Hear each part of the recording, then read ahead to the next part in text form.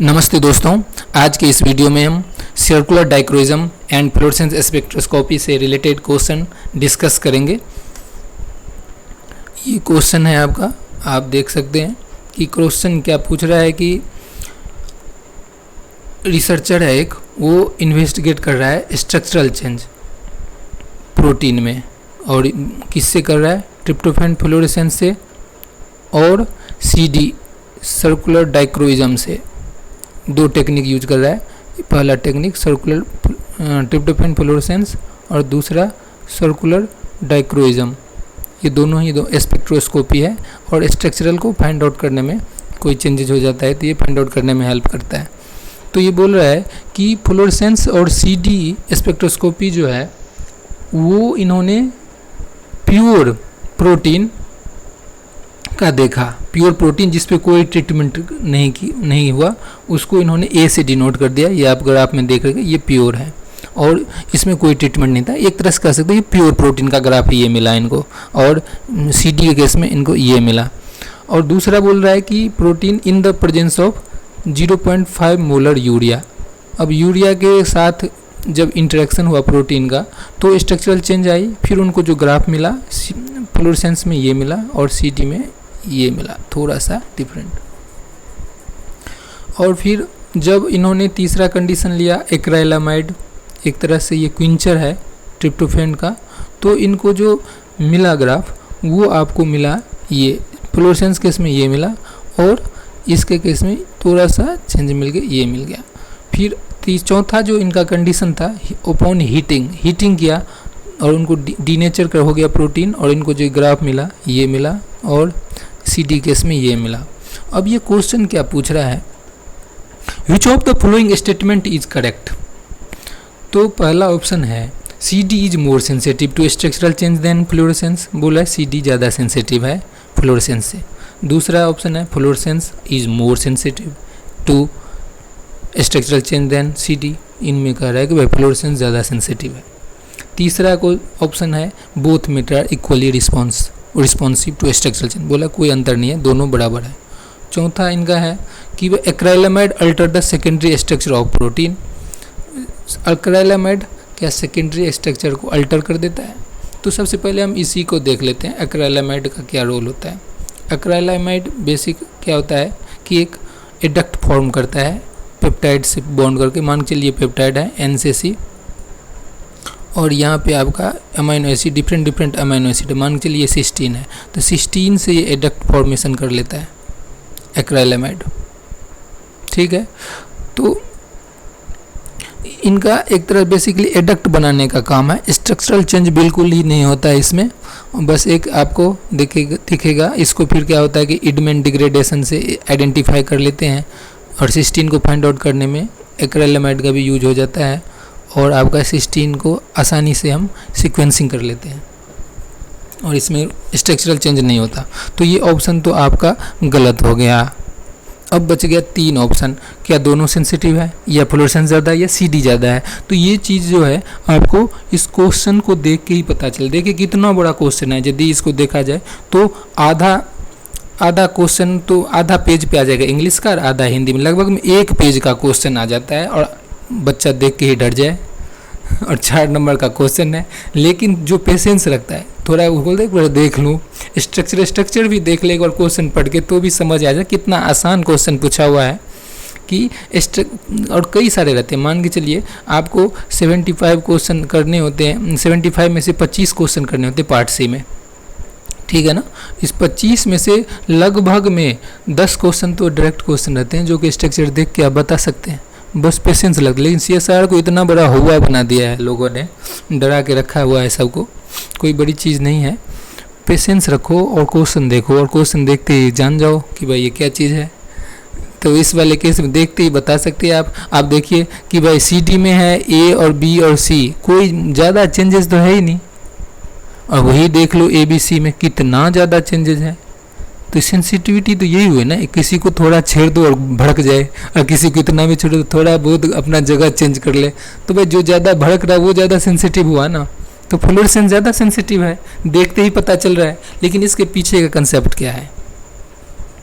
तो आंसर तो आपको मिल गया कि भाई फ्लोरेसेंस ज़्यादा सेंसिटिव है, और इसका पहला आंसर जो है ये वाला आपका ऑप्शन नहीं, दूसरा फ्लोरेसेंस आर मोर सेंसिटिव, ये ठीक है।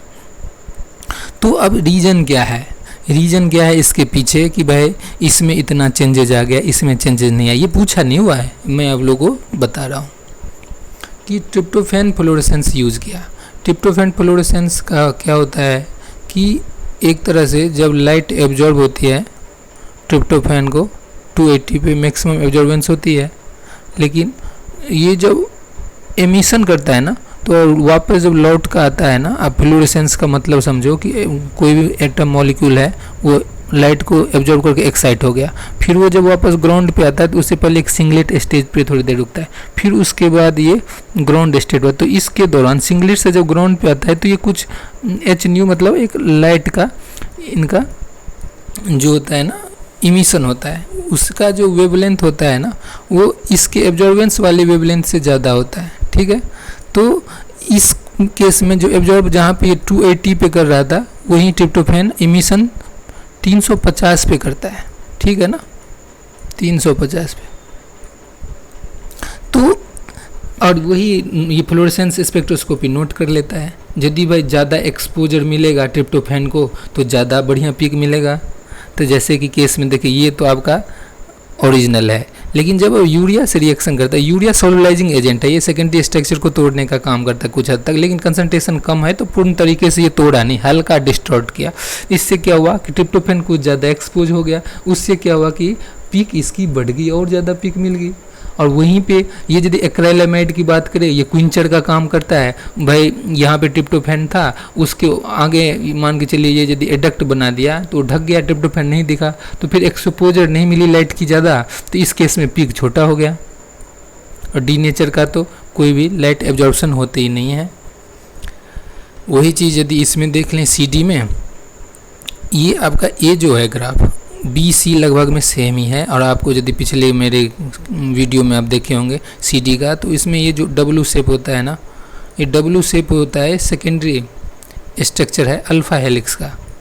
अल्फ़ा हेलिक्स का जो है ये स्ट्रक्चर होता है और उसका ये ग्राफ होता है अल्फ़ा हेलिक्स का, और कोई चेंजेस ज़्यादा हुई नहीं, कोई इसीलिए सेंसिटिव कम है, ठीक है ना। ये कोई एक्राइलामाइड स्ट्रक्चर भी नहीं चेंज करता, मैंने बताया आपको। और ये जो थोड़ा सा डिस्टॉर्ट, यही यदि 0.5 मोलर की जगह यूरिया 5 मोलर कर दे या 8 मोलर कर दें जो जनरली यूज करते हैं, तो ये प्रोटीन जो है अच्छी तरीके से आपका सेकेंडरी स्ट्रक्चर को ये तोड़ देता, और फिर आपको ये अल्फा हेलिक्स नहीं मिलने वाला था, कुछ और ही मिलता, डीनेचर हुआ मिलता। और जब हीट करते हैं तो डीनेचर हो गया, तो डीनेचर में कोई कैरिलिटी बची नहीं, तो ये कॉन्स्टेंट ग्राफ दिखा आपको। ये फिगर के माध्यम से समझाना चाहता, ये आपका एब्जॉर्बेंस होता है जो कि आप देख रहे हैं, ये 280 पे मैक्सिमम होता है ट्रिप्टोफैन पे। और ऐसे ही टायरोसिन का भी है, यहाँ पे टायरोसिन है आपका, देखिए ये 280 के आसपास ही है। ये फिनाइल एलेलिन है 260 पे है। वहीं पे इमिशन तो इसका चलो लगभग में 280 के आसपास है फिनाइल एलेलिन का, लेकिन टायरोसिन का देखो जहाँ 280 था 300 प्लस जा रहा है, और ट्रिप्टोफैन तो ज़्यादा ही सेंसिटिव है, ये 350 पे दिखा रहा है। इसीलिए ज़्यादातर यूज होता है फ्लोरेसेंस, ट्रिप्टोफैन फ्लोरेसेंस, इसीलिए आपके क्वेश्चन में भी यही मेंशन है, ट्रिप्टोफैन फ्लोरेसेंस, ये देखिए, ठीक है ना। तो और ये यदि अब इस केस में एक और होता है, ज़्यादातर जो लाइट यूज करते हैं सोर्स में 280 नहीं करते, यदि 280 करेंगे तो टायरोसिन भी एक्साइट हो जाएगा, फिर कन्फ्यूजन आ जाएगी, इसीलिए 290 या उससे अबव ही वेवलेंथ लेते हैं जब इनको स्पेक्ट्रोस्कोपी करना होता है। और फिर आपको ट्रिप्टोफैन का ये ग्राफ मिल जाता है इमिशन का। ये CD का स्टैंडर्ड ग्राफ है, ये आप देखिए, ये जो ए अल्फा हेलिक्स का है आपका, जो अभी क्वेश्चन में पूछा गया, ये बिल्कुल W बन रहा है। तो ये स्टैंडर्ड ग्राफ है CD का, डिफरेंट सेकेंडरी स्ट्रक्चर को फाइंड आउट करने में इसका हेल्प करते हैं। एंटी पैरेलल बीटा शीट का आपका ये हो गया, ठीक है। इसी प्रकार एक्सटेंडेड का ये हो गया, कोलेजिन फाइबर का ब्लू वाला है, कोलेजिन डी नेचर वाले का लाइट हो गया। तो ये सब स्टैंडर्ड ग्राफ है आपका CD का, डिफरेंट और भी हर प्रोटीन का अपना एक यूनिक CD ग्राफ होता है।